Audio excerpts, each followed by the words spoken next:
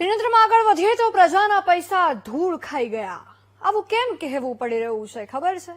કારણ કે પ્રજાની એવી સ્થિતિ છે કે નગરપાલિકાને ટેક્સ સમયસર સરખો પેટે પાટા બાંધીને ભરવો પડે. એ ટેક્સથી સુવિધાની થોડી ઘણી આશા હોય, પણ એ પૈસા પાણીમાં જાય અથવા તો ધૂળ ખાઈ જાય. એ પૈસાથી એમને સુવિધા મળે પણ તેની જાળવણી ન થતા પેટે પાટા બાંધીને ટેક્સ પણ ભરવો પડે અને એ સુવિધાથી જે થોડો ઘણો તેમનો ખર્ચો બચતો હતો એ ખર્ચો પણ વધી જાય. બે બાજુથી પ્રજા પરેશાન અને પૈસે ટકે ખાલી થઈ જાય. પણ એસી ચેમ્બરમાં બેઠેલા સાહેબો સુધી તે વાત પહોંચાડે ને તો પણ તેમના પેટનું પાણી પણ ન હલે. હલે પણ ક્યાંથી? તે તો મલાઈ ખાઈને આરામ ફરમાવી રહ્યા હોય ને. જે ભોગવે તે સમજે એવું લોકો કહે છે. હવે પૈસાની અછત આ કટકી કરતા સાહેબોને તો ન સમજાય ને, પછી પ્રજા હેરાન જ થાય. આવો જ હાલ પાટણમાં લોકોનો થયો છે. કેવી રીતે? આવો બતાવીએ.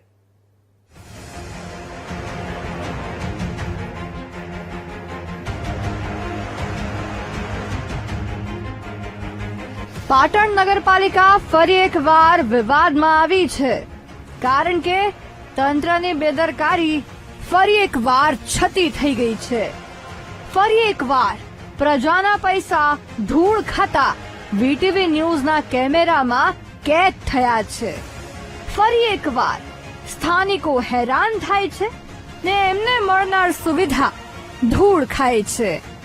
વાત જાણે એમ છે કે મુખ્યમંત્રી સ્વર્ણિમ જયંતિ શહેરી વિકાસ યોજનાની સિટી બસ પાલિકા કમ્પાઉન્ડમાં ધૂળ ખાતી હાલતમાં જોવા મળી છે.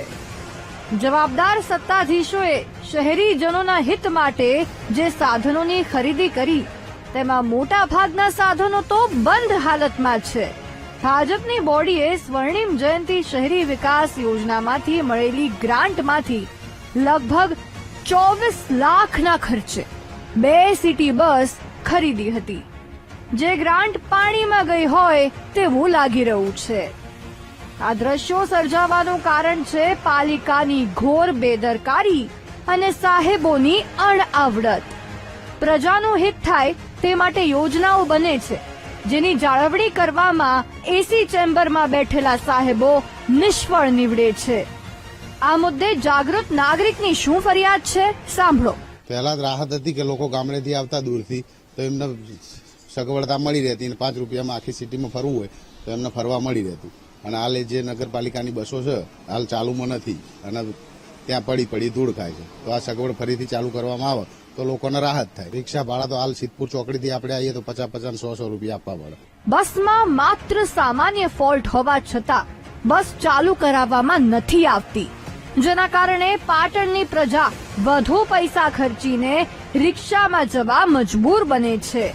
પાટણ નગરપાલિકાના અંદરો અંદર ડખાના કારણે આજે આ સિટી બસ ભંગાર હાલતમાં છે. આ વચ્ચે વિપક્ષ અને સત્તા પક્ષ બંને પાસેથી અમે પ્રતિક્રિયા જાણી છે.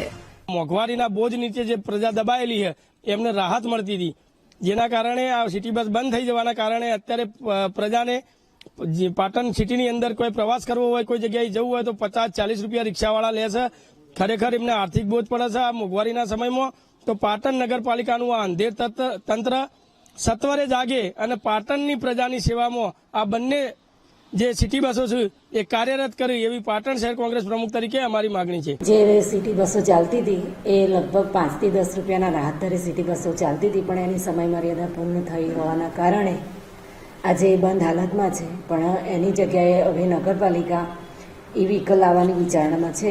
એની દરખાસ્ત અમે સરકારમાં કરીશું. એનો સમય મર્યાદા પૂર્ણ થઈ ગઈ છે એટલે હવે રિપેરિંગ થાય એમ છે ને એનો વર્કશોપ પણ આપણી પાસે નગરપાલિકામાં અવેલેબલ નથી.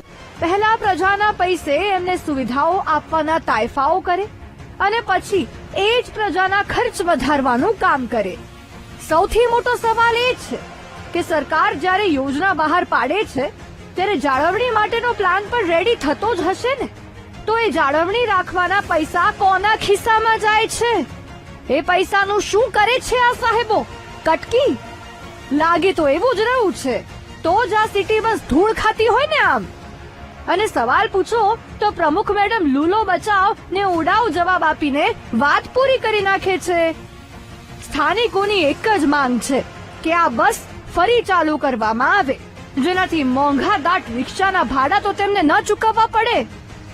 જોઈએ હવે આ ધૂળ ખાતી બસનું ભાવિ તંત્ર શું નક્કી કરે છે.